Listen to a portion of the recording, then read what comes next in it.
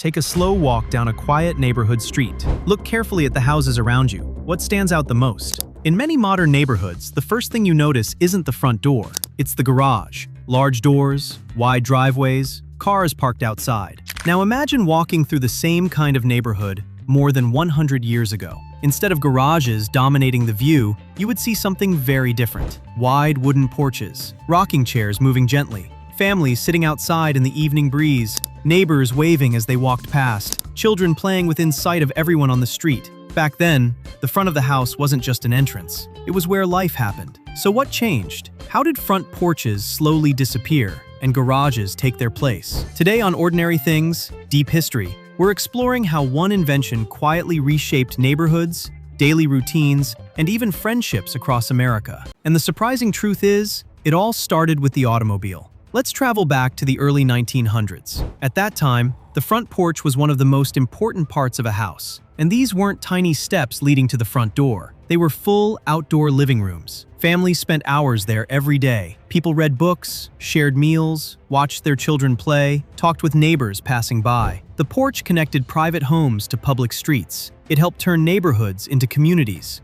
But why were porches so important back then? There were three simple reasons. First, porches helped people stay cool. Before air conditioning existed, summers inside homes could feel extremely uncomfortable. The porch offered shade and moving air. For many families, it was the most comfortable place to spend time during hot afternoons and evenings. Second, porches were the center of entertainment. Today we relax by watching television or scrolling on our phones.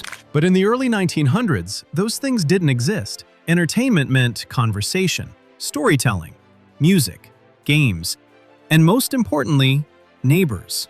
The porch made social interaction easy and natural. People didn't have to plan visits. They simply stepped outside. Third, neighborhoods were designed for walking, not driving. Homes were built closer to sidewalks. Streets were quieter, and horses or carriages were usually kept behind houses. The front of the home belonged to people, not vehicles. Because of this design, porches became the heart of everyday social life. Then something unexpected arrived: the car. At first, very few people owned one. In 1903, there was roughly one automobile for every 6,500 Americans. But things changed quickly. By 1930, there was about one car for every 5 people. That kind of growth created a new question families had never faced before. Where do we keep these machines? At first, the solution seemed simple. Many homeowners stored their cars in buildings behind their houses. These spaces had originally been used for horses and carriages, so early garages stayed in the back.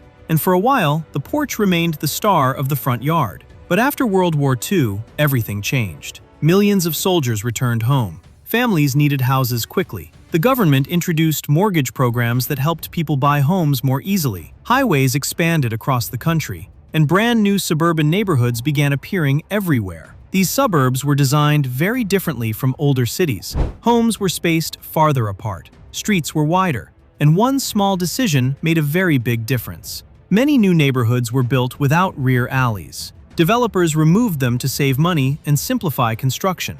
But without alleys, garages could no longer sit behind houses, so they moved to the front. For the first time in American history, garages began competing with porches for space at the front of the home. And slowly, garages started winning. By the 1950s, garages were no longer optional features. They became expected. Soon families wanted space for 2 cars instead of 1. Later, some homes even included 3-car garages. In some neighborhoods, garages eventually occupied nearly half of the ground floor of the house. At the same time, new technology changed how families used their homes. Air conditioning made indoor spaces comfortable during hot weather. Television gave families entertainment inside their living rooms. People no longer depended on porches the way they once had. So porches became smaller, then smaller still, until in many homes, they disappeared completely. By the 1980s, a new house style had become common. Urban planners gave it a nickname. They called it the snout house. This was a home where the garage extended forward toward the street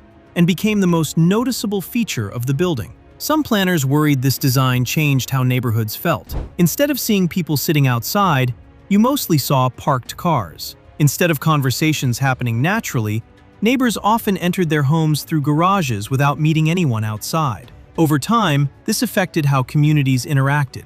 People still cared about their neighbors, but they saw them less often. street life became quieter, and daily social moments became rarer. In the early 2000s, some designers began asking an important question. What if neighborhoods could bring back the feeling of connection people once had? This idea helped inspire a movement called New Urbanism. These planners encouraged builders to place garages behind homes again. They designed houses closer to sidewalks, and they brought front porches back as real living spaces. Communities like Seaside, Florida, showed that many people still loved this style of neighborhood design. But these places remain uncommon. Most modern suburbs are still built around cars. And that brings us to something important to think about. Porches grow in neighborhoods designed for walking. Garages grow in neighborhoods designed for driving. Neither one is completely right or wrong. Each reflects what people value most at a certain time. Porches encourage conversation. Garages provide convenience. Porches invite connection. Garages offer privacy. Architecture quietly shapes how we live our daily lives. It influences how often we meet neighbors, how safe streets feel, and how connected communities become. So next time you walk past a house, take a closer look at its front. Does it welcome people, or does it welcome cars? Because small design decisions like these can shape entire generations. Here at Ordinary Things Deep History, we explore stories just like this, how everyday design choices shape the world around us. Now, we'd love to hear from you. If you could choose only one, would you prefer a large, welcoming front porch or a spacious three-car garage?